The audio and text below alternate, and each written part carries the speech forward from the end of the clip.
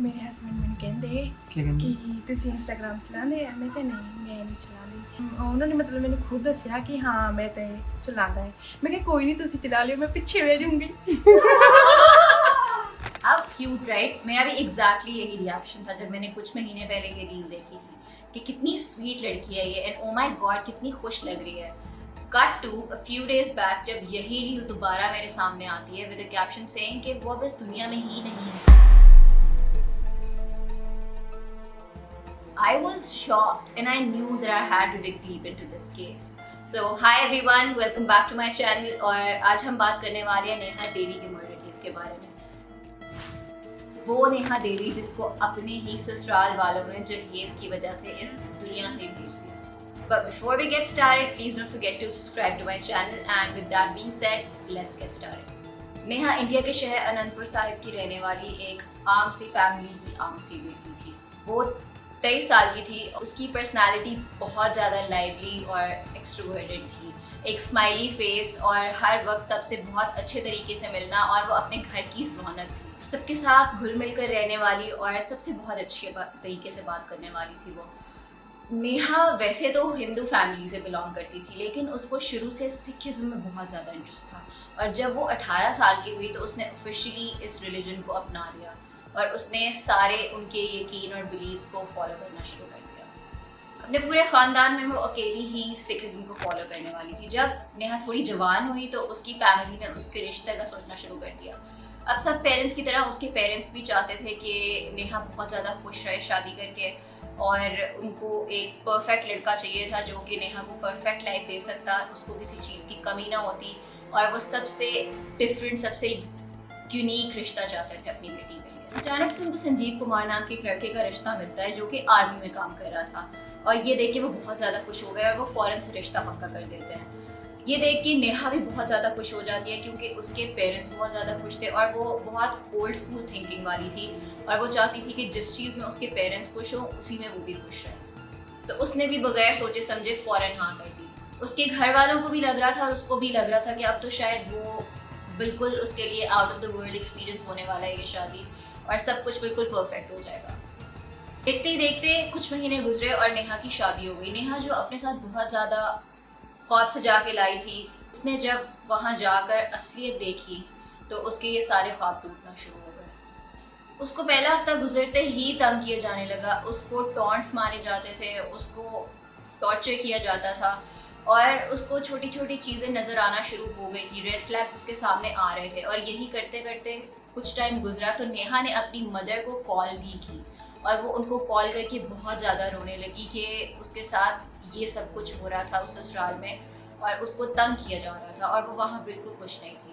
लेकिन just like any other south Asian parent, उसकी mother ने भी उसको समझाने की कोशिश की कि बेटा अभी नई नई तुम्हारी शादी हुई है, अभी नई नई तुम पर ये जिम्मेदारियाँ आई हैं, तो शायद तुम अभी कंफर्टेबल फील नहीं कर रही, इस सारी चीज़ को थोड़ा टाइम दो, थोड़ा एडजस्ट करो, लड़कियों को करना ही पड़ता है, तो तुम ठीक हो जाओगी।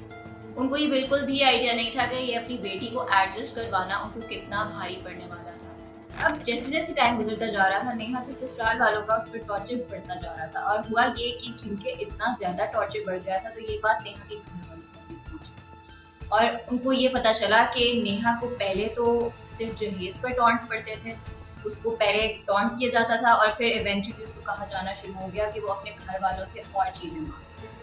उसके बाद हुआ ये कि क्योंकि सबको पता था कि नेहा कितनी ज़्यादा डिवोटेडली सिखिज़्म को फॉलो करती थी, लेकिन तब भी उसको उसके ससुराल वाले अंडा और मीट बनाने पर फोर्स करते थे। और सबसे शॉकिंग इस सब में ये चीज़ थी कि लोगों को लगा था कि सिर्फ ससुराल वालों की हद तक ये सब कुछ होगा, लेकिन सब लोग हैरान तब रह गए जब उनको पता चला कि नेहा का हस्बैंड भी उसके ससुराल वालों के साथ इक्वली सबका पार्ट बनता था।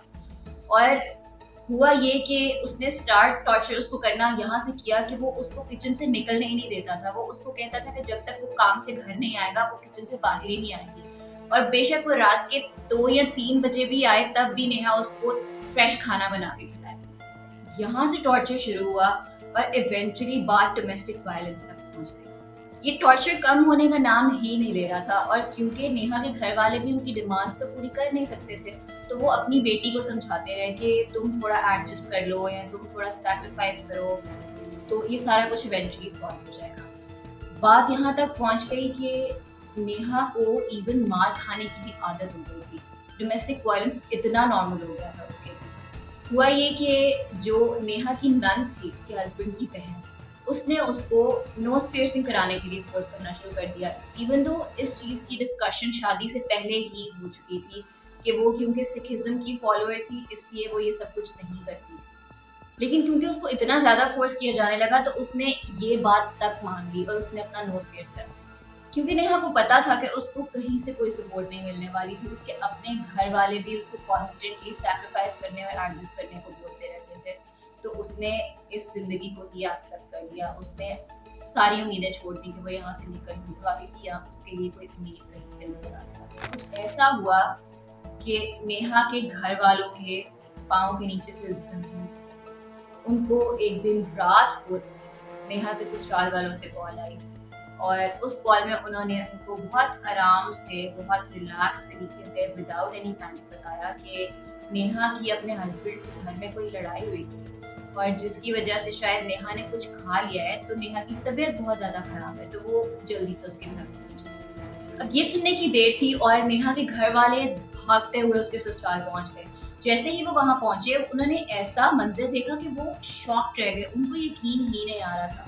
नेहा की बॉडी उसके बेडरूम में उसके बेड पर पड़ी थी। उसकी सांसें बिल्कुल उखड़ उखड़ के आ रही थी, मतलब वो बिल्कुल अपनी आखिरी सांसें ले रही थी। और नेहा के ससुराल वाले वो बिल्कुल एक अलग कमरे में बैठ के रिलैक्स कर रहे थे। वहां पे कोई स्ट्रेस का नामो निशान ही नहीं था। लग ही नहीं रहा था कि उनके घर की बहू दूसरे कमरे में ऑलमोस्ट मरने वाली थी। उसके घर वालों को उसकी हालत देख के फौरन ही अंदाजा हो गया कि ये टाइम बहस करने का या उनसे सही गलत पूछने का नहीं था। उन्होंने फौरन अपनी बेटी को उठाया और वो वहाँ के लोकल हॉस्पिटल में उसको ले गए। द शॉकिंग थिंग इज कि उसके ससुराल वालों में से उसके हस्बैंड के अलावा कोई उनके साथ भी नहीं आया। अब जैसे ही उसको उस हॉस्पिटल में एडमिट कराया गया तो क्लियरली पता चल गया था कि ये बहुत क्रिटिकल सिचुएशन थी और प्रॉबेबली एक सुसाइड केस था। जब उसकी हालत तब भी नहीं संभली तो उसको एक बड़े हॉस्पिटल में उस शहर के रेफर कर दिया गया और वो फैमिली अकेली उसको लेकर उस बड़े हॉस्पिटल में चली गई। और ये वो पॉइंट था जब नेहा का हस्बैंड भी साथ नहीं आया और वो फैमिली अकेली अपनी बेटी को लेकर उस बड़े हॉस्पिटल में चले गए। And this was the point where she officially was declared dead. जैसे ही ये खबर नेहा के घर वालों तक पहुंची, वहां पर मातम बिछ गया। उसके माँ बाप का रो रो कर कोई हाल नहीं बचा था। उनकी फूलों जैसी बेटी जिसको उन्होंने इतने प्यार और नखरों से पाला था, उनके उसी फूल को कुचल दिया गया था। अब उनकी जिंदगी में सिर्फ अफसोस और रिग्रेट बचा था कि शायद अगर वो अपनी बेटी को इतना सैक्रिफाइस करने और एडजस्ट करने के लिए ना कहते तो शायद वो आज जिंदा होती। लेकिन इसी कश्मकश में उसी टाइम उन्होंने अपना ब्रेन इस्तेमाल किया और नेहा की बॉडी को पोस्टमार्टम के लिए भेज दिया। जैसे ही नेहा की बॉडी का पोस्टमार्टम किया गया, फॉरेन डोमेस्टिक वायलेंस के निशान नजर आना शुरू हो गए। उसकी बॉडी पर ब्रूजेस थे और जिससे पता चल रहा था कि उस पर तशद्दुद किया गया था।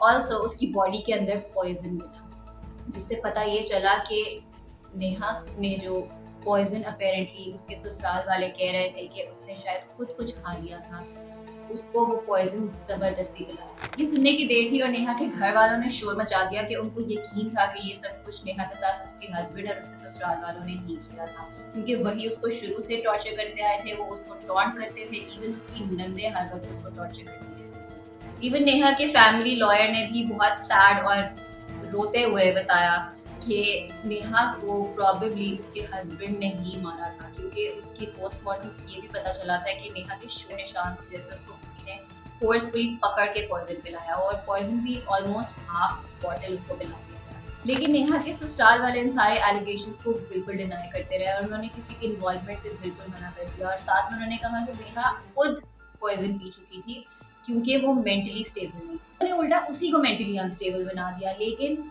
ये बात जैसे ही निकली तो ये बात उस पूरे गांव में फैल गई, क्योंकि नेहा का शुरू से उन सब लोगों से बहुत ज़्यादा अच्छा रिलेशनशिप रहा था। ऑल्सो सब गांव वाले एक दूसरे की बेटियों को अपनी बेटियां समझते थे, तो उन सब ने मिल के एहतजाज करने का सोचा और वो सब लोग नेहा की बॉडी को लाकर हॉस्पिटल के सामने पहुंचे और उन्होंने वहाँ उसकी बॉडी को रख कर एहतजाज किया। स्ट्राइक की वजह से प्रेशर में आके फाइनली पुलिस ने एक्शन लिया और उन्होंने 4 लोगों को अरेस्ट किया, जिसमें उसका हस्बैंड, उसकी सास और उसका ससुर भी शामिल थे।